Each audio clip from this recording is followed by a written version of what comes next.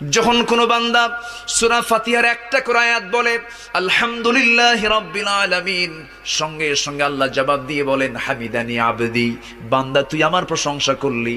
আর রহমানির রহিম যখন বলে আল্লাহ বলেন আসনা আলাইয়া আবদি। মালিক ইয়াউমিদ্দিন যখন বলে আল্লাহ বলেন মাজ্জাদানি আবদি।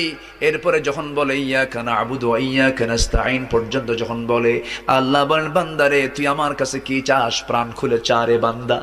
ইহদিনাস সিরাতাল মুস্তাকিম থেকে শুরু করে নিয়া ওয়ালাদ-দাল্লিন পর্যন্ত যখন বান্দা বলে তখন আল্লাহ বলেন বান্দা নামাজের মধ্যে এমন প্রেমের খেলা খেললি বান্দা, তুই যা চাইলি সব আমি আল্লাহ কবুল করলাম।